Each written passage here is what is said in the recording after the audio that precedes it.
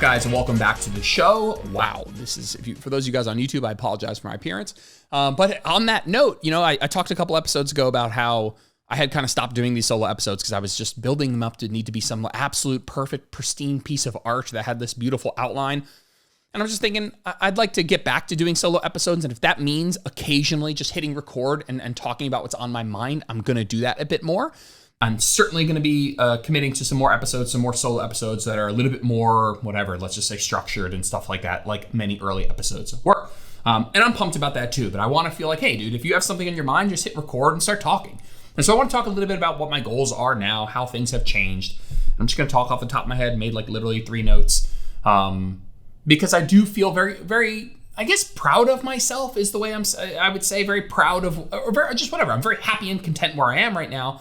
And I've been in many different places, and something I've talked about a little bit in therapy is just not judging those times where like maybe I look back at myself as a young 20-year-old, just an absolute egomaniac, egotistical, vain, totally identified 100% with how I looked. I mean, I was the fitness person. I was the more muscular person. I was the six-pack person. That just was who I was. That was the most interesting thing about me. It was the thing that people knew about me. That was it. There wasn't much more to me. And at that time, it's all I cared about. I doubled down on it. I got off on it. It just like was a source of pride and feeling good for me. And so I was all in on hypertrophy and maximizing gains and, all of the things that come along with that, learning about biomechanics more and learning about optimizing programming and learning about proximity to failure and all that stuff that we're still talking about today that I still do find interesting.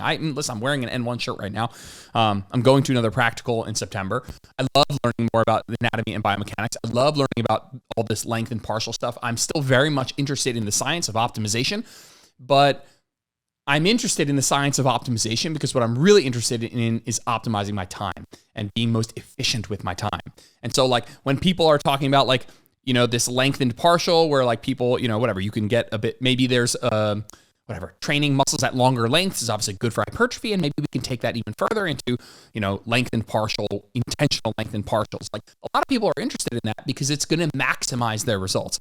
I'm interested in it because maybe I can spend even less time training. And so it's just a slightly different application of this stuff. Biomechanics for me is not necessarily a way to ultimately get as big as possible. It's a way for me to make sure I get the most out of each set so I don't have to do as much. And that's kind of just where I am right now. And I think that that's partially just an age-related thing in terms of, what life is like when I was 20 years old versus where my life is now, married, looking to start a family, settling down, quote unquote. Just certainly in a place where my career has developed, intellectually I've developed, emotionally I've developed, to a point where I'm just not identifying as much with the way I look. And I'm very happy about that. But in the same breath, I don't want to look back at that time and be so judgmental. I think that, there's a bit of getting to this place required going to that place, right? Getting to the place I am right now required taking it to that extreme. And I don't know if required is the right word, but I just don't want to look back on that judgmentally. And in the same breath, I don't want to judge anyone who's incredibly excited about that. I mean, I have a group of hundreds of people that are really focused on hypertrophy. Yes, we have a big thread of efficiency in our group training. If you are a pro bodybuilder looking to be Mr. or Mrs. Olympia, you probably don't join my program. We are, a little bit more of like, hey, I'd rather get 90% of the gains, 95% of the gains in 75% of the time, 66% of the time, than 100% of the gains with, 100% of the time, whatever. And that's just, something that I feel most passionate about. And so that's what I'm going to do a good job with. And hopefully that's something that people can resonate with. But I'm not judging. I know a lot of people that I am friends with, coaches, clients, people in the group that are incredibly interested in hypertrophy. They really want to maximize results. They're in that place right now where they're very excited about it. And I love that. I don't look down on it. It's not where I am right now personally in terms of like what my goals are. But I support you because I know what that's like. I mean, I think a lot about this like goal setting. And the end goal for me at least, and I'm guessing an iteration of this for everyone, is to be fit and strong and healthy and happy for as long as possible. And for me right now, that involves trying to maintain my level of health, which I feel like I'm in a pretty good place in terms of health, with as little effort as possible so that I can have time for other things that make me happy, other things that I want to do, work, family, whatever, traveling, whatever.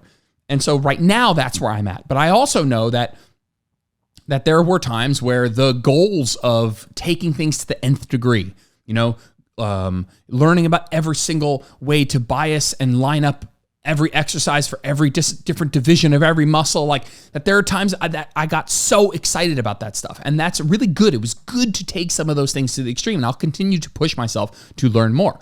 But I'm just not in that place right now. I'm not in an outcome. I'm not looking for a better outcome. I'm looking for better efficiency. I'm looking for spending less time on this. I'm looking to, like, for me at this moment, my current preferred balance of fitness and nutrition is to, maintain the muscle that I currently have. I don't need to get any bigger. I don't need to get any leaner. Certainly neither of those will make me healthier at this point. And so if you're somebody who's under-muscled, I think there's a health benefit to gaining more muscle. If you're somebody who's been training for 10 years like I have, I'm not the most muscular guy in the world. I'm certainly not. But at this point, more muscle isn't making me any healthier.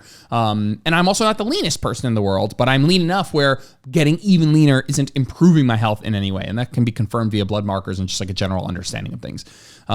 And so at this point, I'm like, all right, I want to maintain where I'm at with as little work as possible. It means I want to be working as efficiently as possible. A lot of the research on length and partials interests me. A lot of the research on training to failure interests me, not because it's going to help me get the absolute biggest and leanest I could ever be, but because maybe it allows me to train 15 less minutes per week or something and open up, a couple less sets per week so I can do other things.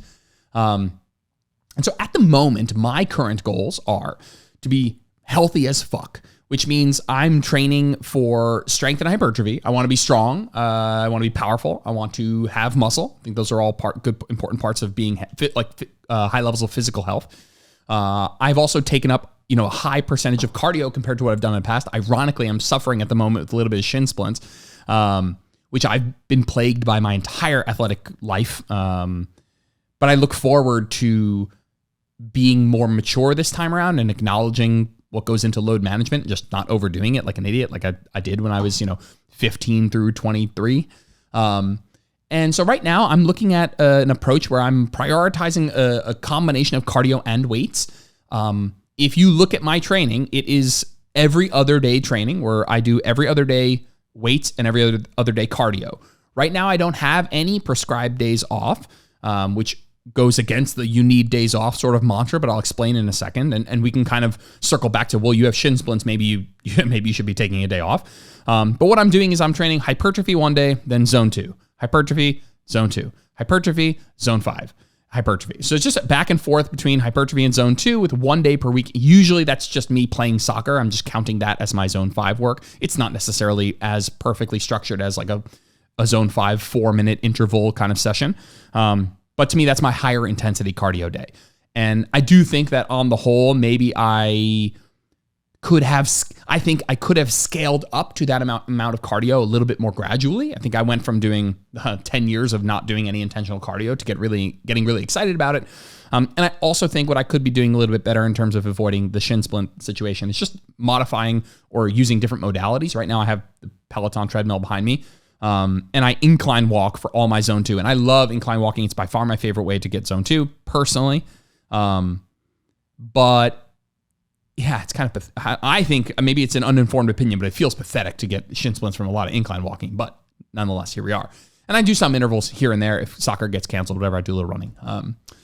But in any case, maybe also purchasing a different, like a cheap bike or one of the first generation Airdynes I've been looking at, or even a Concept 2 if I want to really invest, like the Concept bike or a road bike, or just having multiple modalities. Like if I'm going to do more cardio, maybe I want to differentiate kind of which sort of modality I'm doing from a impact and load management perspective. But those are things I'm going to work on. And so right now I'm training every other day hypertrophy and cardio. The thing is, people are, why aren't you taking a day off? And it's like, again, we can circle back around. I have shin splints. Maybe I should have been taking a day off. I think ultimately this is a sustainable routine for me. My hypertrophy sessions are 30 to 45 minutes. I do maximum 8 sets per workout, maximum 4 exercises per workout, 2 sets each either to 1 RIR or 0 or into partials. The idea is I'm training with way less volume so that I can really push the intensity. I train with really high stability exercises. Most of what I'm doing has a chest support or, is an exercise where I'm laying down on a bench or something like that. Nothing that's overly systemically fatiguing. I'm literally just doing these workouts to maintain muscle. And the way to do that is you still need to try and progress. And so if someone's like, oh, I don't want to grow my arms anymore. I don't want to grow my glutes anymore. Like you still should be doing, like when you're in your sets, you should still be trying to progress week to week. And so I'm still showing up to my workouts. I'm still logging what I'm doing. I'm still trying to progress week to week. And I'm probably doing beyond maintenance volume. Every like 6 months or so, I'll do some progress photos and I'll do some other objective measures, some subjective measures of muscle growth, and I'll reassess. Could I do less and still maintain? Because I'll tell you, I'm probably doing still enough to grow. The problem is I'm at maintenance, and realistically after 10, 15 years of training, I'm just not going to grow that much. I'm on like year 14 of training. I'm just not going to grow very much at maintenance, frankly, at all, I suspect. I think if I grow at all ever, it's gravy, but I don't think that that's realistically in the cards for me without a calorie surplus. So I'm trying to find the least amount of work I can do from a hypertrophy perspective to maintain muscle. That to me would be really happy, because what I'd rather do is open up some more time to do a little bit more cardio, which I'll be honest with you, I've been an athlete, air quote. I was an athlete when I was younger, a fairly good athlete, but I have asthma and a ton of allergies, and also never worked at it. And so I think that there's a combination of genetics and adaptations. My cardiovascular fitness is the worst. I mean, literally the worst. You might think of me as like a fit person. Like, it is horrible. I've never played on a sports team, whether it's recreational or competitive, where I wasn't the least cardiovascularly fit person on the field. I still play with, like, no offense, like people who are not fit or don't work out much and just show up on a Tuesday night to play soccer, and they're in all better shape than me in terms of like running around the field. Between my asthma and my allergies and the fact that I think that having those things pre-selected me to not work on my cardiovascular fitness, like we all like to work on things we're good at, and I always sucked at cardio. And instead of being like a smart kid who's like, hey, work on your vacancies, or hey, improve what you're not great at, I didn't do that, and I just did like a bunch of ball skills and never actually thought to myself, hey, dude, if you could stay on the field for longer than fucking 12 minutes, like maybe you'd be more of an asset. But at this point in my life, I'm thinking, man, that's what I'm worst at. And I really want to improve. Now, I'll tell you straight up, I hate doing cardio. I hate it.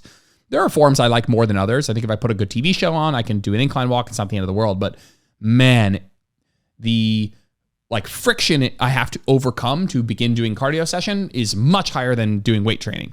But it's been a nice journey. I've been learning about it a lot. I hired a coach. I hired a mentor, actually, to not just help me improve myself, but to give me a real, like, I feel like I have a fairly good understanding of hypertrophy, let's just say.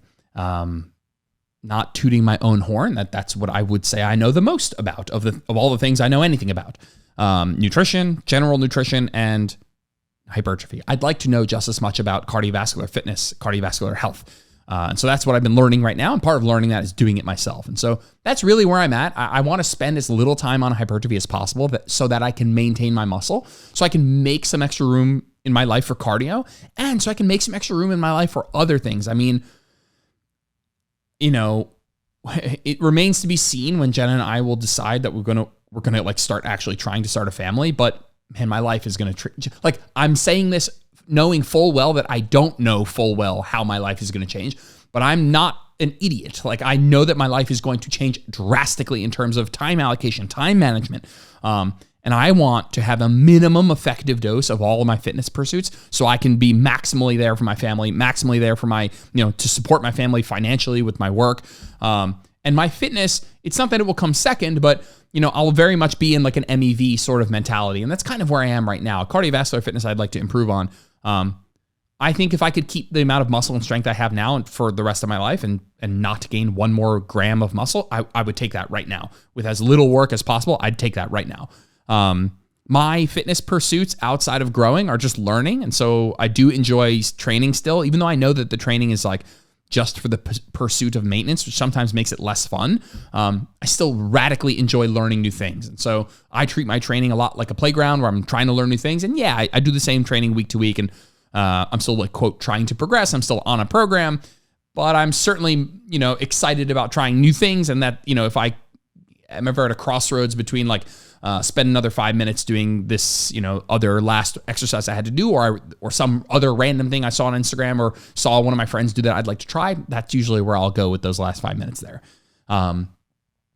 And so, yeah, I think that's the place I'm at right now, where I'm really at a minimum effective dose mentality towards my fitness. And that's, most of the people in my group program are probably a little bit more interested in it than I am.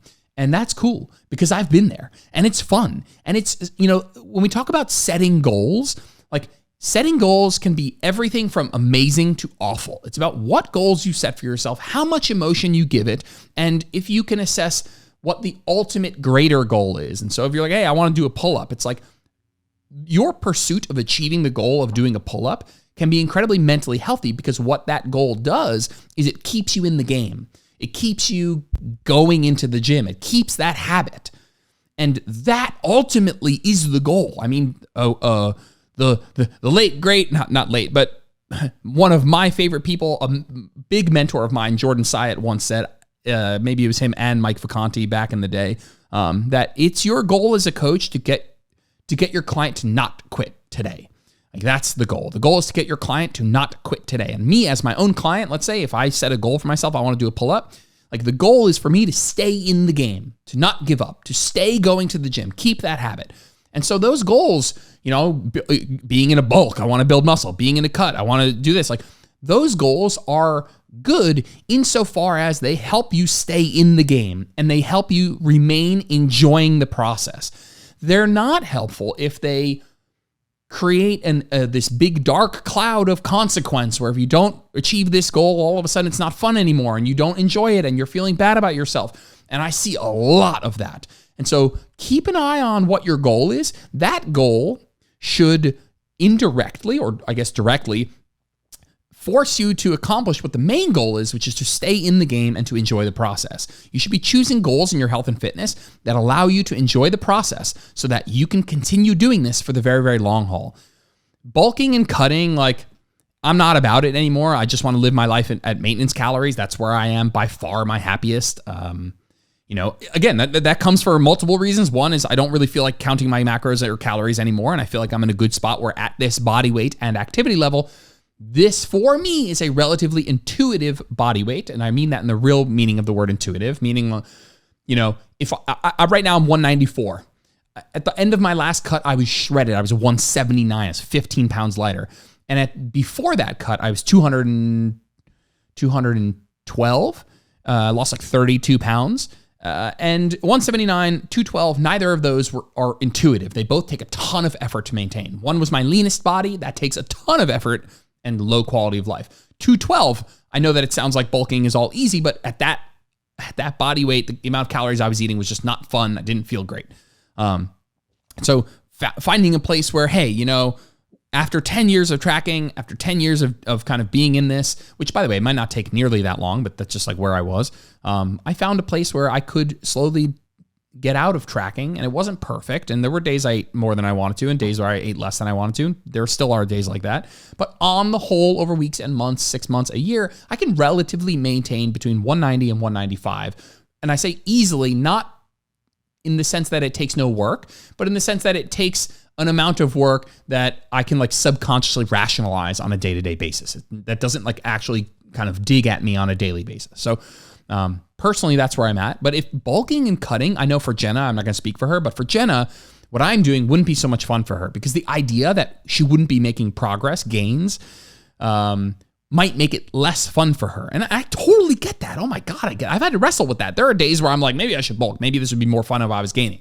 There are totally days I feel that way, but on the net balance, I don't. I feel actually more like I just want to keep my physique where I'm at and push getting better at cardio, and also trying to figure out what my least amount of volume that I can do and maintain is. But for those of you guys listening, like, hey, I'm in a place where I really want to gain and cut, because that creates an environment where this is more fun for me, and thus I can continue going, which is ultimately the goal, is to continue, actually working out and getting the health benefits. I love that. I mean, I literally love that. I mean, bulking and cutting, like, I think most people can get to a fit, strong, healthy life without ever spending one day in a surplus. What I mean is, like, most people can build enough muscle to maximize the health benefits of building muscle without ever going into a surplus. That doesn't mean going to a surplus is bad. Doesn't mean pursuing more is bad. It's all about staying in the game longer. And if doing that helps you enjoy the process, I'm sounding like a broken record, but if doing that sort of bulking and cutting helps you stay in the game, that's awesome. And I 100% get that. 100%. I am the king of finding it most enjoyable when I take something to the extreme. Maybe not forever, but the first day I got this treadmill, I bought a $300 lactate meter. I was pricking my blood to test my blood lactate at the end of every session. I'm logging that in a spreadsheet. I'm logging my watts. I'm logging my watts per kilo. And a lot of people are like, Jordan, what are you doing? It's so extreme. And it's like, yeah, but I understand that for me to build the habit of doing cardio, to fall in love, to enjoy the process more, I find that I get a lot of fun by learning more and going all in on something. So I sure as shit get that. I happen to have taken a small step back from that, but I'm very happy that I've gone to those extremes. It's helped me kind of take a step back, reflect, and come to a place and just move on and kind of iterate over time how I feel about things. And so if you're in a place where you're taking it super to the extreme, you're like really focused on your health and fitness, you're maximizing gains in the gym, like no shame, that's cool. Just make sure that you're actually enjoying doing that. You're actually enjoying the process of doing that. That's ultimately what, like, you don't want to burn out and then 20 years later be like, yeah, I was on it back then. It's like, no.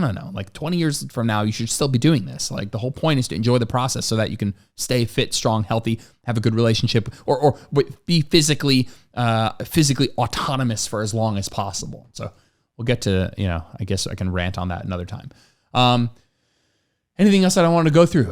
No, I think I look back at that time myself when I was super into that hypertrophy, and I think I do that often. I go cyclically through. When I get off this podcast, I'm going to have an espresso. I'm going to read The Science of Running because right now I want to learn more about that. Not because I need to be, Kipchoge or like some marathon runner. It's because I just want to, I'm acknowledging these days that if my goal is to be ultimately fit and strong and healthy and my absolute best, healthiest self for as long as possible, I probably need to do a little bit of cardio. And for me, in order to establish that habit and to really fall in love with doing it and make it something I do for the long term, I get the idea of going all in on it. And so right now, that is kind of where I'm at. I'll probably do an endurance event at some point, which is hysterical because, again, you guys can hear me like wheezing during this podcast if you listen enough. Like, it's so out of the norm. And if you told me I'd be excited to do that, now I'm not excited to do it because cardio freaking blows, but I'm excited for the challenge. And I know that for me, that goal, while, maybe 10 years from now, I'll have no interest in doing it. But I know the process of me training for something and working on something, I know that that's going to ultimately help me formulate a long-term healthy habit of doing some cardio for the long term.